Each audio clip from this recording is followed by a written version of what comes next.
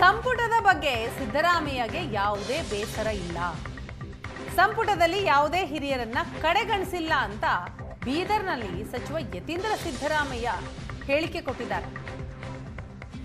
ಯಾವುದೇ ಸರ್ಕಾರ ಇರಲಿ ಎಲ್ಲರಿಗೂ ಕೂಡ ಸಚಿವ ಸ್ಥಾನ ಸಿಗೋದಿಲ್ಲ. ಸಚಿವ ಸ್ಥಾನ ಸಿಗದೇ ಇದ್ದಾಗ ಬೆಂಬಲಿಗರು ಪ್ರತಿಭಟನೆ ಮಾಡೋದು ಸಹಜ. ಅಂತಿಮ ತೀರ್ಮಾನ ಹೈಕಮಾಂಡ್ನದ್ದೇ ಅಂತ ಯತೀಂದ್ರ ಸಿದ್ದರಾಮಯ್ಯ ಮಾತನಾಡಿದ್ದಾರೆ.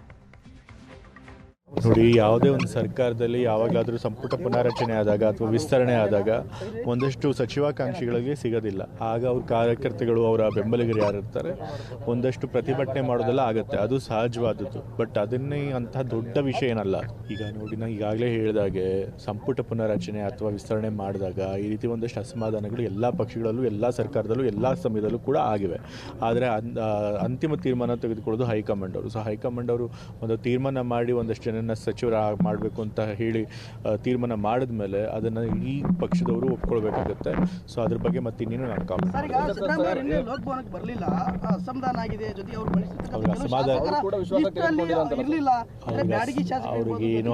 ಅವ್ರಿಗೇನು ಅಸಮಾಧಾನ ಇಲ್ಲ.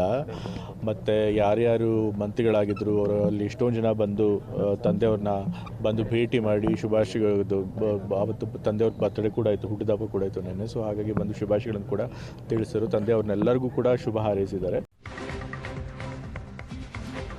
ಸಂಪುಟದ ಬಗ್ಗೆ ಸಿದ್ದರಾಮಯ್ಯಗೆ ಯಾವುದೇ ಬೇಸರ ಇಲ್ಲ. ಸಂಪುಟದಲ್ಲಿ ಯಾವುದೇ ಹಿರಿಯರನ್ನ ಕಡೆಗಣಿಸಿಲ್ಲ ಅಂತ ಬೀದರ್ನಲ್ಲಿ ಸಚಿವ ಯತೀಂದ್ರ ಸಿದ್ದರಾಮಯ್ಯ ಹೇಳಿಕೆ ಕೊಟ್ಟಿದ್ದಾರೆ. ಯಾವುದೇ ಸರ್ಕಾರ ಇರಲಿ ಎಲ್ಲರಿಗೂ ಕೂಡ ಸಚಿವ ಸ್ಥಾನ ಸಿಗೋದಿಲ್ಲ.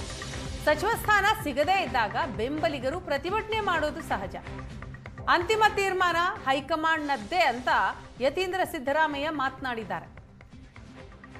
ನೋಡಿ, ಯಾವುದೇ ಒಂದು ಸರ್ಕಾರದಲ್ಲಿ ಯಾವಾಗಲಾದರೂ ಸಂಪುಟ ಪುನಾರಚನೆ ಆದಾಗ ಅಥವಾ ವಿಸ್ತರಣೆ ಆದಾಗ ಒಂದಷ್ಟು ಸಚಿವಾಕಾಂಕ್ಷಿಗಳಿಗೆ ಸಿಗೋದಿಲ್ಲ. ಆಗ ಅವ್ರ ಕಾರ್ಯಕರ್ತಗಳು, ಅವರ ಬೆಂಬಲಿಗರು ಯಾರಿರ್ತಾರೆ, ಒಂದಷ್ಟು ಪ್ರತಿಭಟನೆ ಮಾಡೋದೆಲ್ಲ ಆಗುತ್ತೆ. ಅದು ಸಹಜವಾದದ್ದು. ಬಟ್ ಅದನ್ನೇ ಅಂತಹ ದೊಡ್ಡ ವಿಷಯ ಏನಲ್ಲ. ಈಗ ನೋಡಿ, ನಾನು ಈಗಾಗಲೇ ಹೇಳಿದಾಗೆ ಸಂಪುಟ ಪುನಾರಚನೆ ಅಥವಾ ವಿಸ್ತರಣೆ ಮಾಡಿದಾಗ ಈ ರೀತಿ ಒಂದಷ್ಟು ಅಸಮಾಧಾನಗಳು ಎಲ್ಲ ಪಕ್ಷಗಳಲ್ಲೂ, ಎಲ್ಲ ಸರ್ಕಾರದಲ್ಲೂ, ಎಲ್ಲ ಸಮಯದಲ್ಲೂ ಕೂಡ ಆಗಿವೆ.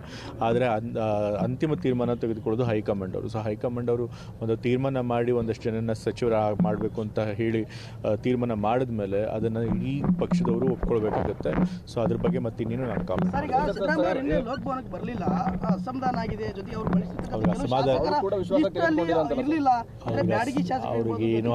ಅವ್ರಿಗೇನು ಅಸಮಾಧಾನ ಇಲ್ಲ.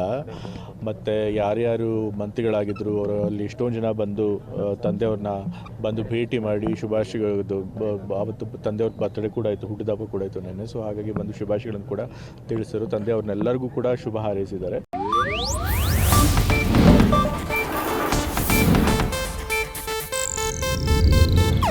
ಇದು ಏಷ್ಯಾನೆಟ್ ನ್ಯೂಸ್ ನೆಟ್ವರ್ಕ್ ಪ್ರಸ್ತುತಿ.